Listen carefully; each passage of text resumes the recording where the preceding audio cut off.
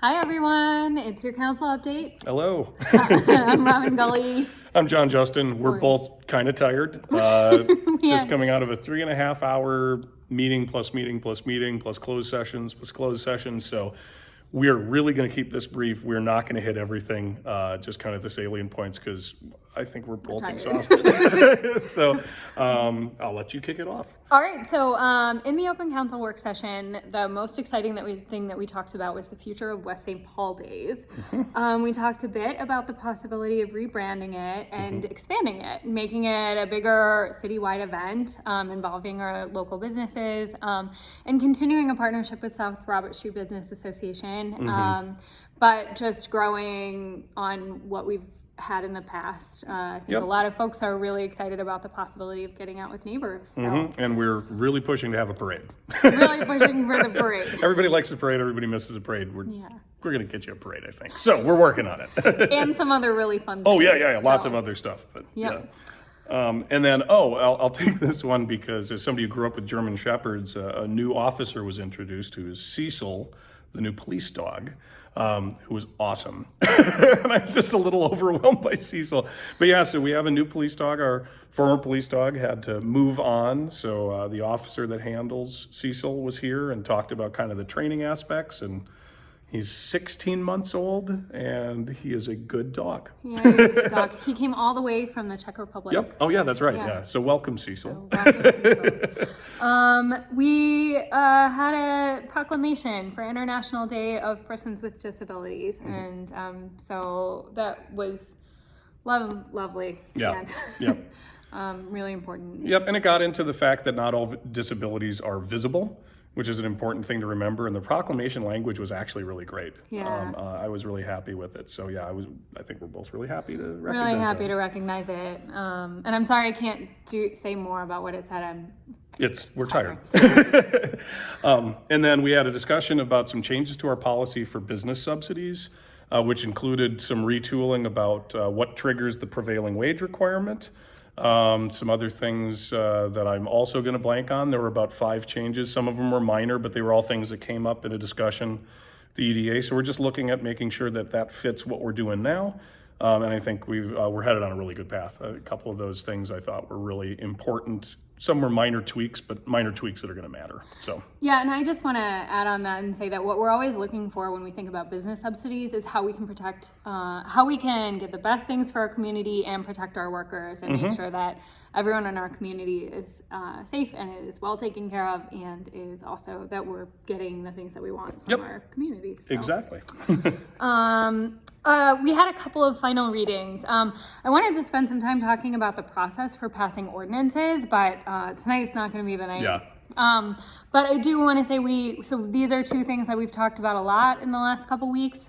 We had a final reading on the temporary sign ordinance. If you tuned in 2 weeks ago, you know that what we were basically doing was resetting our sign ordinance to what it was before. We lost a court case and basically our sign ordinance was thrown out on a technicality. So we're resetting it to one sign, but in January, we're going to start a long conversation about public signs and signs and public art, where we'll really dig into what we're trying to accomplish for our city. Yeah. And whether these old ordinances from 1968 are serving us, or if there are better ways that we can approach that. Yeah, and I would say that I think it should be clarified that this isn't a final decision that one sign is done and now we fix the ordinance and we're done. We've talked throughout this whole process about how we need to re-examine it.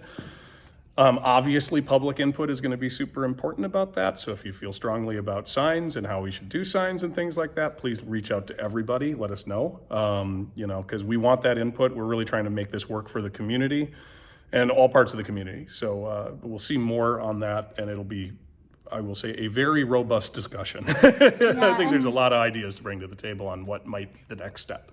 I just want to echo that. We really would love to hear from folks who have ideas about how we can amend our sign ordinances to, to really encourage people to engage in the community. And And anything. We want your input on everything. Yes, we can't say that enough times, but definitely. This is one of those nice opportunities because I know it's a big deal to a lot of people. And so reach out.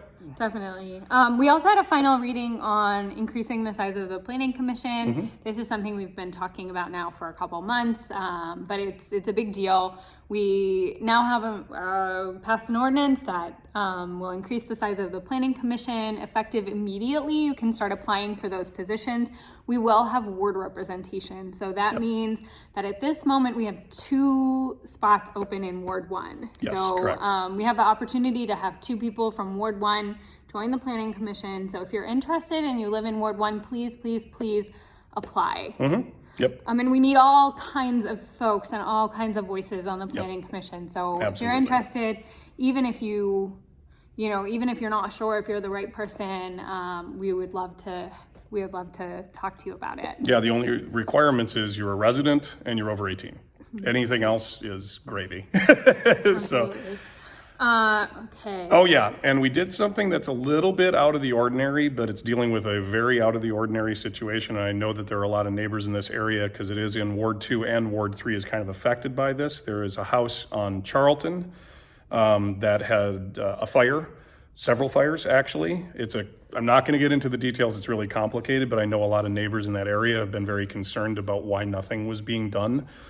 The answer, unfortunately, is these things, as we have said a million times, these wheels move slowly. They're legally required to move slowly, and that's a protection for individuals as well. So it's not a bad thing, but I know there was frustration there. So we took the first serious step towards achieving an order where that building will be raised, which is to say it'll be taken down to the ground. There's a couple more steps left. We don't have a firm timeline, but presumably we're going to see action moving forward by the end of this year, early next year. We should see something, and it's not an easy decision to make, but this is a situation where it absolutely, I think, was required. And so I know people have been wondering. That is moving forward, and that situation should be alleviated soon, as soon as we can. And I just want to say, because I know that the conversation moved somewhat quickly during the council meeting, and this is a situation that's been ongoing for a long time, but there was